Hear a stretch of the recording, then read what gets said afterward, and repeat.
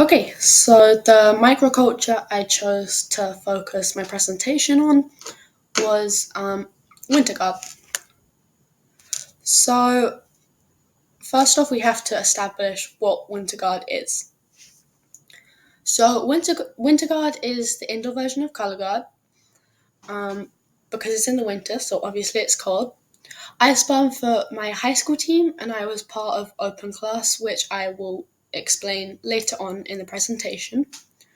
I did spin in both color guard and winter guard seasons, but I chose to do my presentation on winter guard. One, because it's what I preferred, and two, I feel like winter guard is like a microculture of color guard. Okay, so we're gonna start off with the values. The three main values that I chose to focus on were community, health, and personal growth. So community. Communication within your community or your team is extremely important both on and off the floor. Communication on the floor can be something like shouting the counts, shouting the high points. High points I will define later on in the presentation. And if something goes wrong, like you drop a piece of equipment, it's going to land on someone's head. Obviously, you got to tell them because someone can get hurt. And communication off the floor is extremely important so that you have a good relationship with your team, and everyone knows what's going on. And inclusivity is another part of the community that is extremely important.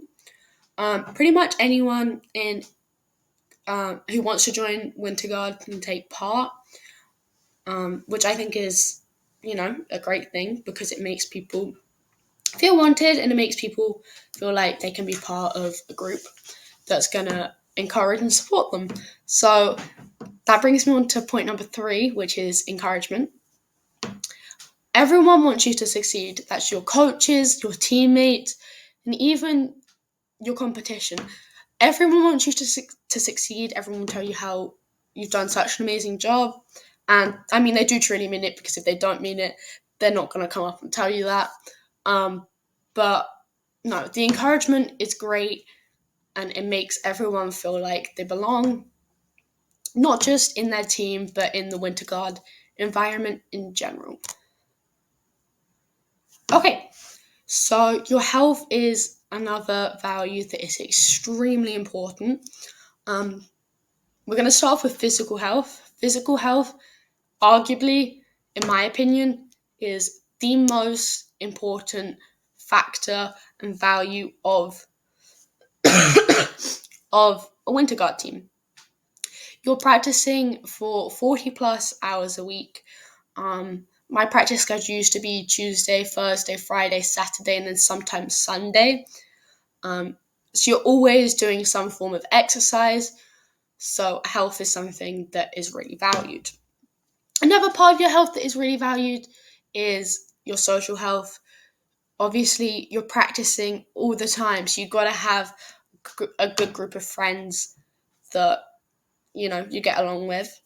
And I still speak to a bunch of people from my team, but I also sometimes speak to people from other teams that I met just throughout the competition season.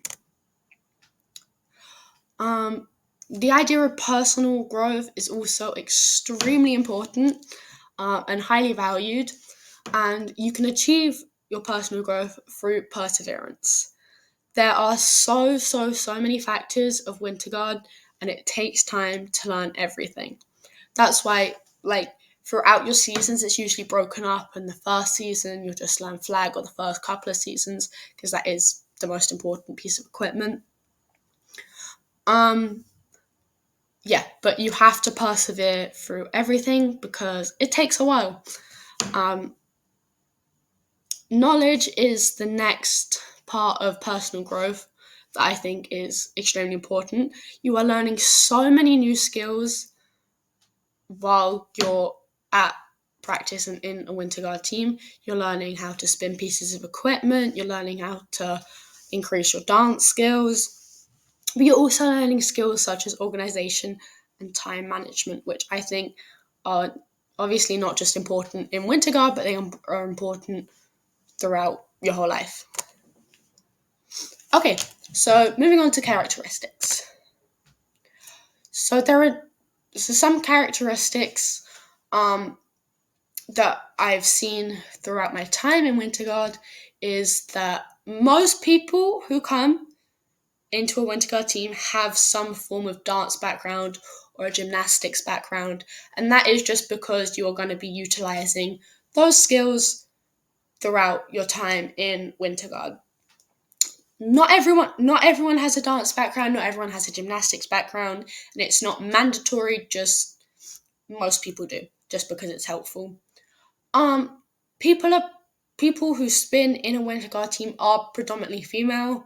This does not mean that there are no males, because there definitely are. Just the vast majority of people are female. So characteristics that pretty much everyone has to have is you have to be physically fit. Again, you're practicing for a long time. It takes a lot out of you. You're tired by the end of the day. So being physically fit, healthy is a characteristic that you have to have. Going back to organisation skills, that is another thing that is also extremely important. You have to have organisation skills throughout your time. While I was on the team, obviously, I was a high school student. I still had homework. I still had to go to work. So time management is extremely important, as well as being physically organised. So that includes like making sure you have your uniform on you, you have your makeup on you, water on you. Basically everything you need to have with you at pretty much all times. Okay,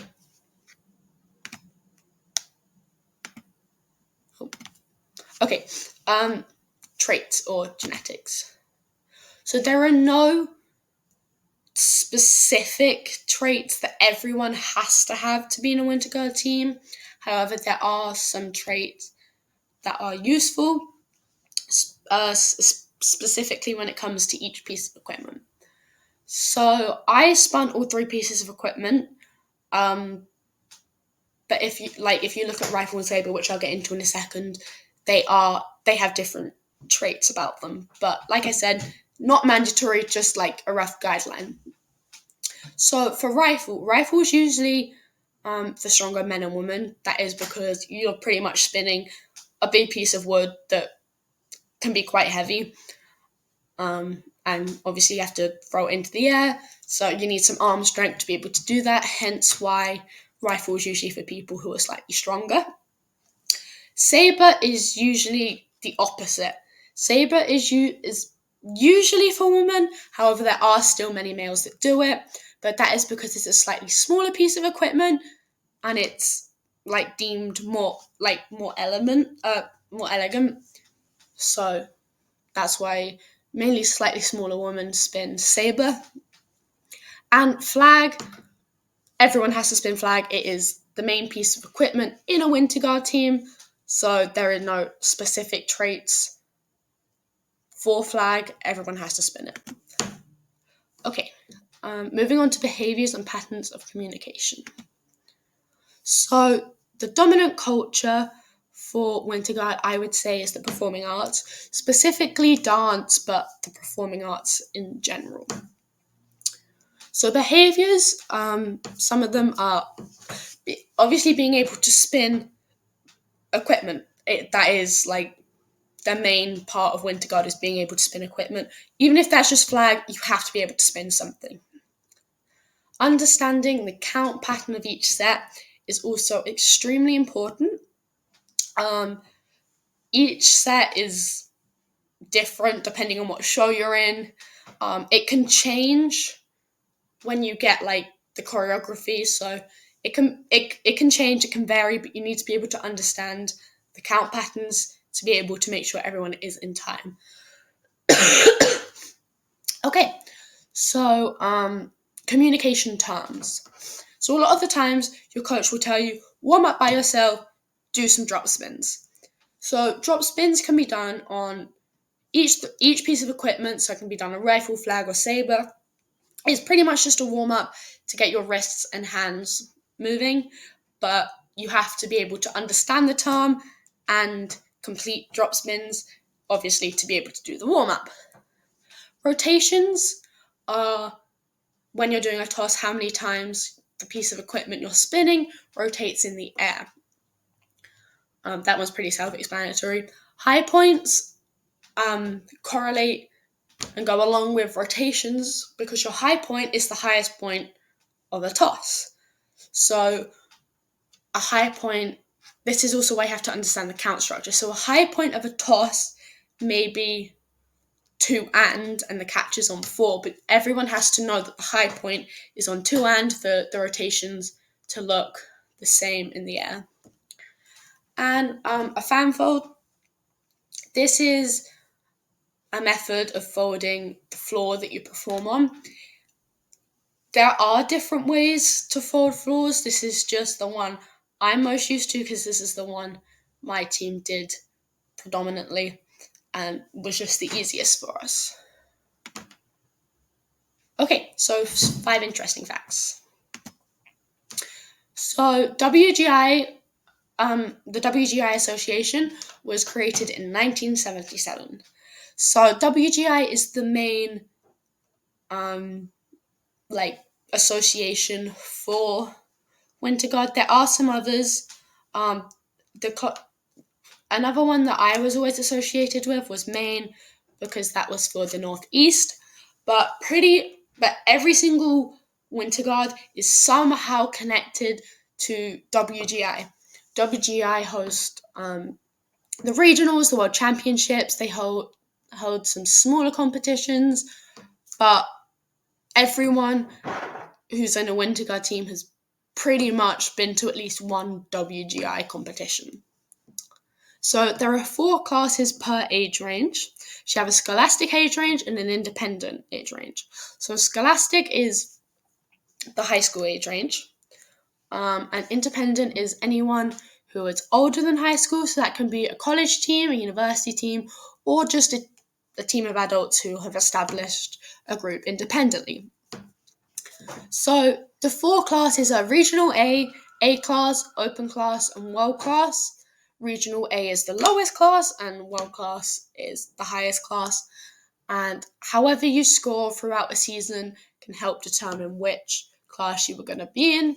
Like I said earlier, my high school team was in Open class. So I pretty much spun Open class for all my years. There was 1 year we were in World class, but that was before COVID, and a lot of teams that were in World class got knocked down to Open because of COVID and you had less practice time. Okay, so number 3. Like I said earlier, most teams, even high school teams, practice for 40 plus hours a week. The schedules vary. Usually, high school teams practice throughout the week and have the hours broken up slightly more. But if you look at an independent team, most of them are adults or college students, so they are working or going to classes throughout the week. So most of their hours are all pushed into a Friday, Saturday, and Sunday. So everyone practices pretty much for the same amount of time. It just depends in what level you are and how that's split up. So most Winter Guard team seasons are from November to April. Usually around the 1st or 2nd week of November is when teams will start practicing, and in April is usually when teams are competing in their last competition. And then in May, Colour Guard starts. Colour Guard finishes in October, and November starts back up again, Winter Guard. And the final fun fact I have is that most flags are 6-foot poles, but you can get smaller flags for smaller people.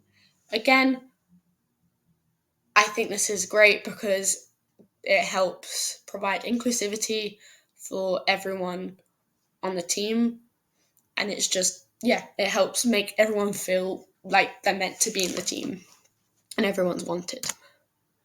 Okay, so moving on to the conclusion. Winter Guard is pretty much the indoor version of Color Guard. Um, you've got teams of all age ranges, um, from like high school students, so that's gonna be like freshmen, and adults. You're just gonna be competing in different categories.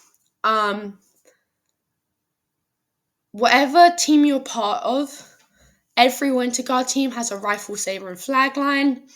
One individual can be in all three, or one individual can just spin a flag.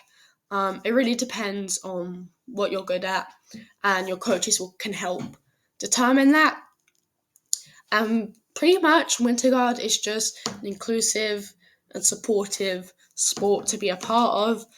Not only will people support you in your own team, but they're also going to support, like, other teams are going to support you, and you're going to support other teams.